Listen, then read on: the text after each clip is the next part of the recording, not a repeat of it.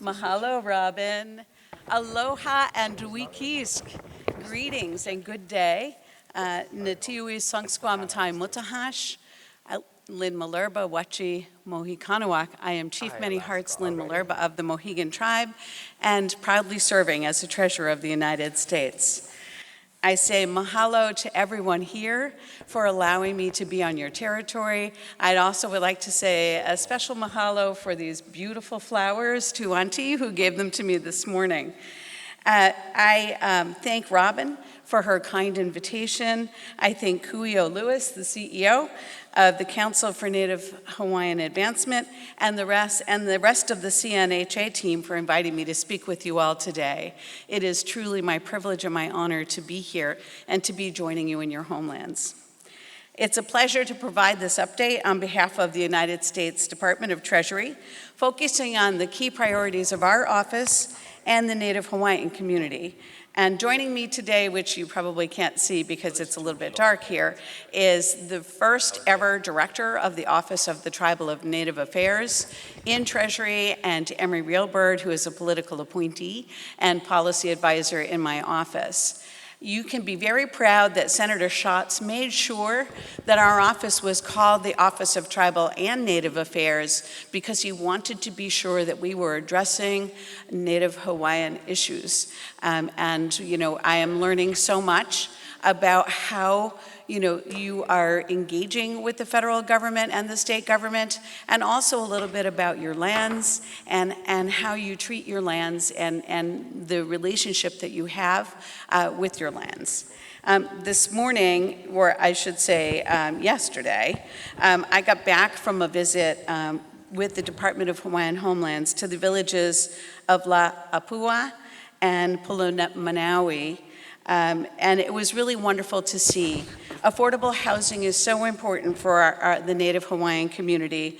I was very impressed to tour the 24 rental units that were awarded last fall. And I thank Director Watson and his whole team for a great introduction to Hawaiian homelands.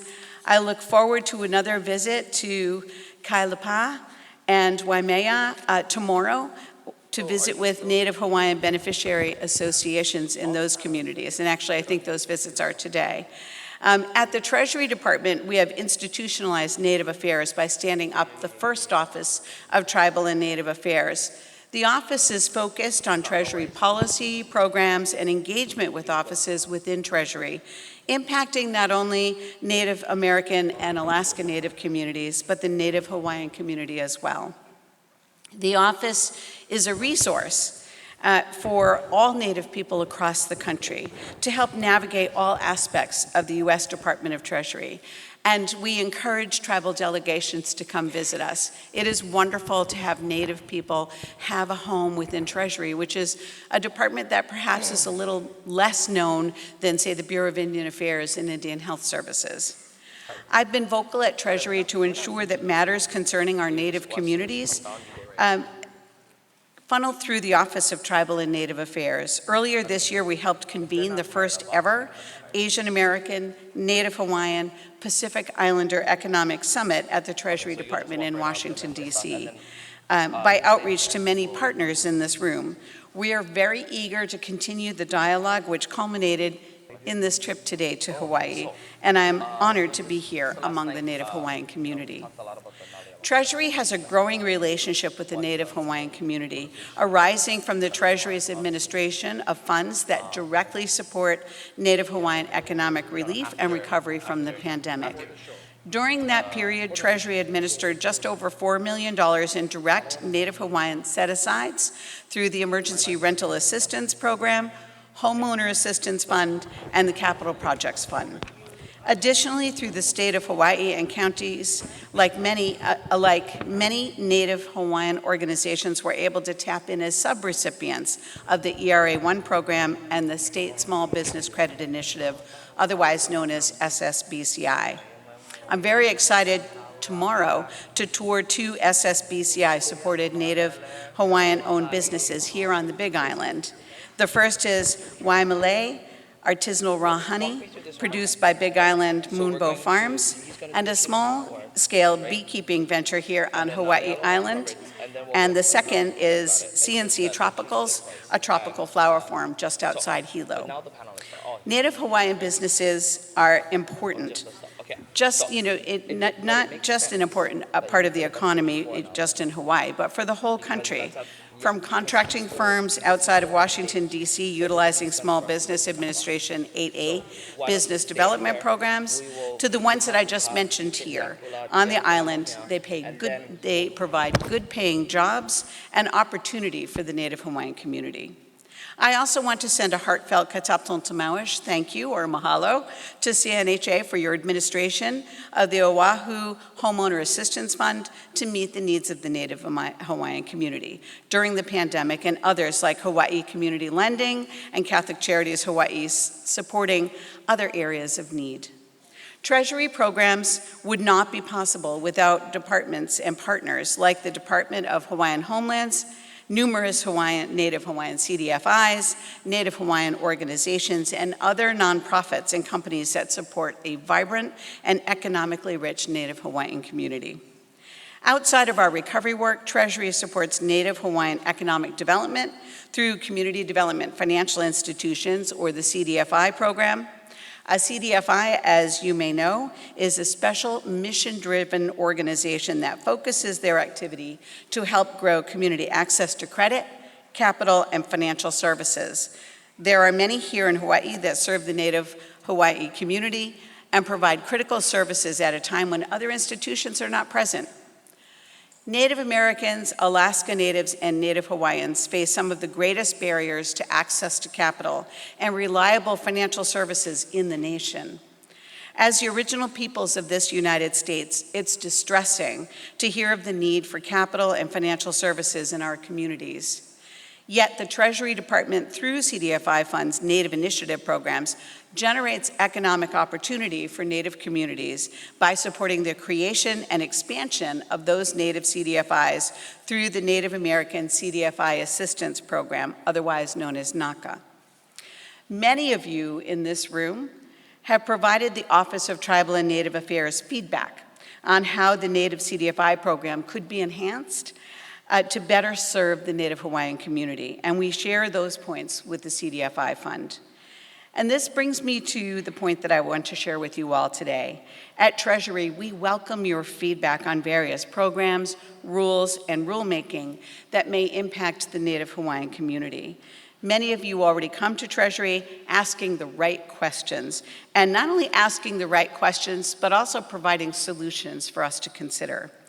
And those are the kinds of questions that are looking to address the long-standing capital and economic resources in DC. So for instance, we can all learn a thing or two, and I encourage you to make your voice heard at every opportunity. We don't have all the answers. We want you to be our partner. In 2022, we held a Native Hawaiian listening session to hear about Treasury's administration of pandemic and ongoing support for the Native Hawaiian community. Over 100 individuals and 50 organizations and governmental units participated in that listening session. From that initial meeting, we were able to incorporate feedback to include the Native Hawaiian organizations in additional selection criteria for 48e, the Low-Income Communities Bonus Credit Program. On August 30th, 2024, the United States Department of Treasury and the IRS issued a notice to propose rulemaking on the successor to that program, the Clean Energy Low-Income Communities Bonus Credit Program. That rulemaking process is underway. It's known as 48 Big E, small b. And it includes provisions to expand the inclusion of Native Hawaiian federal housing in that program. And that's very significant, and that's something that we've heard from all of your advocates.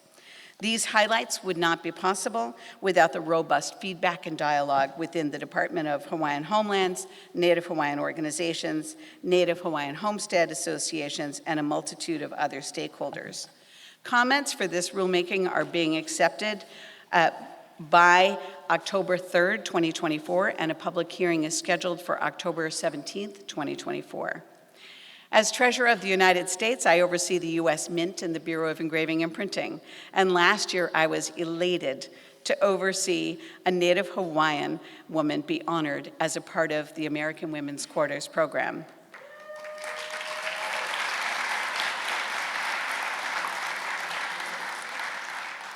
I'm so excited about the fact that Edith Kanakaole was honored because she is so truly deserving of that honor. Her unwavering support and nurturing of Native Hawaiian knowledge, culture, tradition, and history through hula and chanting. And that's something that's so important to us. The work that we do is, as I say, always so very personal. We are honoring the people that came before us. We are making sure that we're putting the path forward and making it an easier path for those who come after us. And what is very exciting to me about that quarter is that your native language is on that quarter. So you should all be very proud of that. Yesterday, I had the opportunity to convene a roundtable discussion along with the Sovereign Council of Hawaiian Homestead Associations and several homestead beneficiary associations to discuss priorities that are important to Native Hawaiians and potential barriers to capital access and equitable land use. I know how heartbreaking it is to have so many people on your wait list, and I know that people are anxious to get these issues resolved. The federal and state responsibility to Native Hawaiians is something that we can never forget, and partners across agencies and departments should continue to work to resolve these issues and to problem solve these issues and move forward together so that more Native Hawaiians may access their homelands and realize what you all wish for, which is self-determination. As I stand here today and I reflect on my time in Hawaii, I am so thankful for your fellowship, for your warm welcome, your support, your knowledge, and your ability to persist. We are all here as a testament to the people who came before us. You come from very strong people. You descend from people who cared deeply about their community. And that's why you are still here existing as a solid force for change and for improvement for all those generations that will come. We have such a busy year ahead of us. Our focus is on the work that we need to accomplish. We are working hard every day to make sure that we are meeting the needs of our Native communities. I just want to say mahalo. In my language, it's katamton tamawish, which is thank you for all you do for Native Hawaiians and for allowing me time to speak with you. I hope to visit with you all during the rest of the conference, and thank you to those that I have already met. And so in my language, I would say, Mutawi wa itu wokansh was kichi kiawin. Many blessings upon you all.